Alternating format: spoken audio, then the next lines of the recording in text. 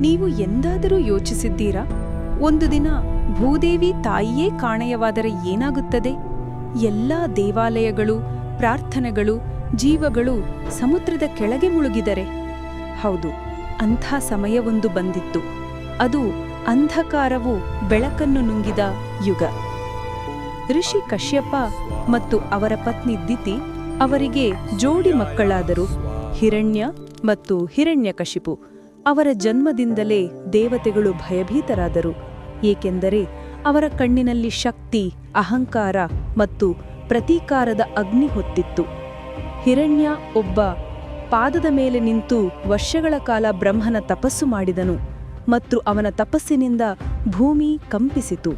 ಕೊನೆಗೆ ಬ್ರಹ್ಮನು ಪ್ರತ್ಯಕ್ಷನಾದರು. ಹಿರಣ್ಯ ಹೇಳಿದನು, ನನಗೆ ವರ ನೀಡಿ.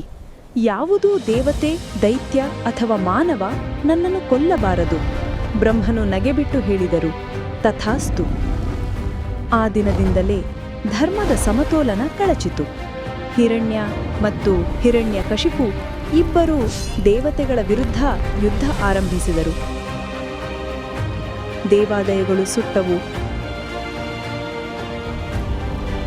ಋಷಿಗಳು ಕೊಲ್ಲಲ್ಪಟ್ಟರು. ಇಷ್ಟೇ ಅಲ್ಲ, ವಿಷ್ಣುವಿನ ಮೂರ್ತಿಗಳನ್ನು ಧ್ವಂಸ ಮಾಡಿದರು. ಅಹಂಕಾರದಿಂದ ಹಿರಣ್ಯಾಕ್ಷ ಹೇಳಿದನು, ನಾನು ಈ ಭೂಮಿಯನ್ನೇ ಅಡಗಿಸುತ್ತೇನೆ. ಹಾಗೆ ಆತ ಮಾಡಿದನು. ಅವನು ಭೂದೇವಿ, ಭೂಮಾತೆಯನ್ನು ಜಂಜೀರಗಳಲ್ಲಿ ಬಂಧಿಸಿ ಮತ್ತೊಂದು ಬ್ರಹ್ಮಾಂಡದ ಆಳವಾದ ಸಮುದ್ರದಲ್ಲಿ ಎಸೆದನು. ಭೂಮಿ ಮುಳುಗಿತು, ಜೀವನ ನಿಂತಿತು. ದೇವತೆಗಳು ನಿರಾಸರಾದರು ಮತ್ತು ಎಲ್ಲರೂ ಸೇರಿ ವೈಕುಂಠಕ್ಕೆ ಹೋದರು. ಅವರು ವಿಷ್ಣುವಿನ ಪಾದಗಳಲ್ಲಿ ಬಿದ್ದರು. ಪ್ರಭು, ನಮ್ಮ ತಾಯಿ ಮುಳುಗಿದ್ದಾಳೆ, ಜಗತ್ತು ನಾಶವಾಗುತ್ತಿದೆ. ವಿಷ್ಣು ತಮ್ಮ ಕಣ್ಣು ತೆರೆದರು. ಅವರ ದೃಷ್ಟಿಯಲ್ಲಿ ಸಮುದ್ರನ ಶಾಂತಿ ಮತ್ತು ಸೂರ್ಯನ ತೇಜಸ್ಸಿತ್ತು. ಅವರು ಹೇಳಿದರು, ಭೂಮಿ ಕರೆದಾಗ ನಾನು ಸ್ವತಃ ಅವತರಿಸುತ್ತೇನೆ. ಈಗ ನಾನು ವರಾಹನಾಗುತ್ತೇನೆ. ಕ್ಷಣ ಮಾತ್ರದಲ್ಲಿ ಬ್ರಹ್ಮಾಂಡ ಬೆಳಕಿನಿಂದ ತುಂಬಿತು. ವಿಷ್ಣುವಿನ ರೂಪ ಬದಲಾಗತೊಡಗಿತು. ಭುಜಗಳು ಪರ್ವತಗಳಂತೆ ಬಲಿಷ್ಠ, ಕೇಶಗಳು ಚಿನ್ನದ ಜ್ವಾಲೆಯಂತೆ, ಮುಖ ದಿವ್ಯ ವರಾಹನದು. ಅವರು ಸಮುದ್ರಕ್ಕೆ ಹಾರಿದರು. ಅಲೆಗಳು ಪರ್ವತಗಳಂತೆ ಏರಿದವು. ಅಂಧಕಾರ ಹಿಂದಕ್ಕೆ ಸರಿಯಿತು. ಆ ಆಳದಲ್ಲಿ ಭೂದೇವಿ ಜಂಜೀರಗಳಲ್ಲಿ ಬಂಧಿತಳಾಗಿದ್ದಳು.